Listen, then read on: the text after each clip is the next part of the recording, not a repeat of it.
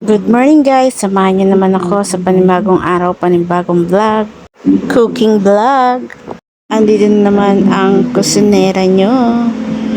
Nagluluto na ako ng hotdog guys, and then nagpapakulo na ako sa kabila ng balat ng baka sa pressure cooker. Magbabalbakwa pala ako guys, and then pagkaluto ko naman ng hotdog, mag skinless naman ang aking lulutuin. Nakaluto na pala ako ng itlog guys, and then susunod na putahe ko ay Bicol Express. Pinalambot na pala ng aking asawa yun at ginisa niya na. Maaga siya guys bumaba para makapagpakulo at magisa. Okay na guys, hanguin ko na yung hotdog, and then sunod ko na ang skinless. Naglagay muna ko ng tubig at ilalagay ko ang skinless. Lalagyan ko siya guys ng tubig para maluto ang skinless. And then pag nawala na yung tubig, piprituhin na natin. Okay na siya guys, at hinango ko na at susunod kong isasalang ang Bicol Express. Ginisa na niya yan at pinalambot na. Lalagyan na lang ng gata at siling panigang. Na lang muna natin siya uli guys. And then lalagay na natin yung kakang gata. And then sa kabila guys, hintayin na lang, hindi pa rin siya lumalambot, kaya magbababad muna ako ng bangus.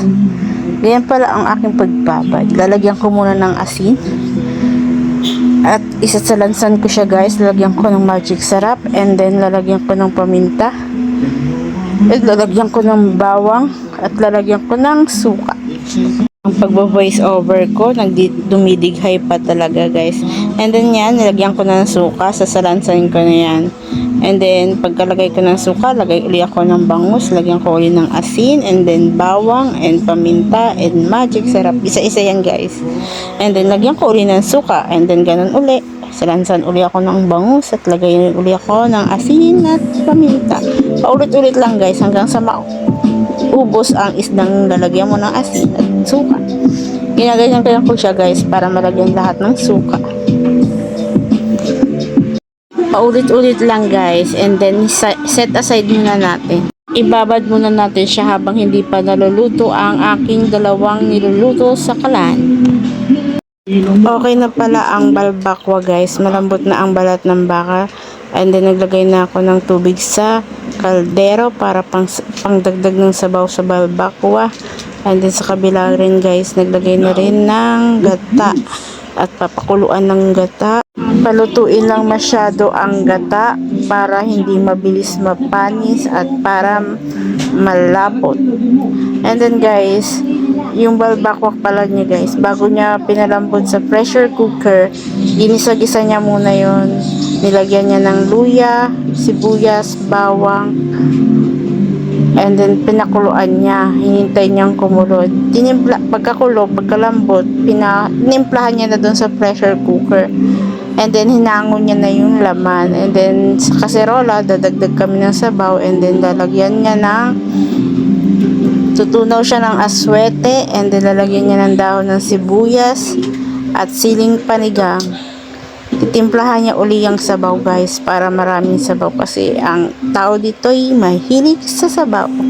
Sa kabila pala guys, luto na ang Bicol Express, and then nagisa na ako ng manok para sa apritadang manok. Malambot ang manok guys, kaya nilagyan ko na ng patatas at carrots at bell pepper, and then nilagay ko na ang tomato sauce and tomato paste. Hintayin na lang natin uling lumambot ang carrots at patatas, and then timplahan natin, lagyan natin ng magic sarap, paminta at asin. Paggisa ko pala guys ng manok, nilagyan ko muna ng konting toyo para medyo may kulay-kulay ang manok, para hindi paputla ba guys. And then mix lang natin ulit hanggang hintayin na natin siyang maluto. And then tapos na yan. Pagkaluto, pagkalambot, okay na ang apritadang manok.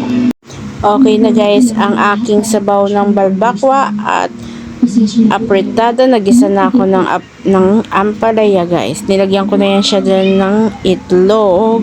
And then, konting mix-mix lang, guys. Dahil papait yan pag masyadong hinalo. And then, sa kabila pala, guys, nagprito na rin ako ng bangus. Ayan, guys, yung binabad ko kanina. And then, okay na silang lahat. Ayan, guys, sinango ko na rin ang ampalaya. And then, hintayin ko na lang din maluto ang aking pritong bangus. Ayan pala ang aming pwesto, guys, binaha dahil malakas ang ulan. Nagpuputik siya, guys. And then, ayan na ang aking menu.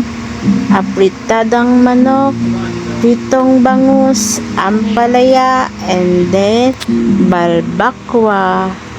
Thank you for watching. Bye-bye.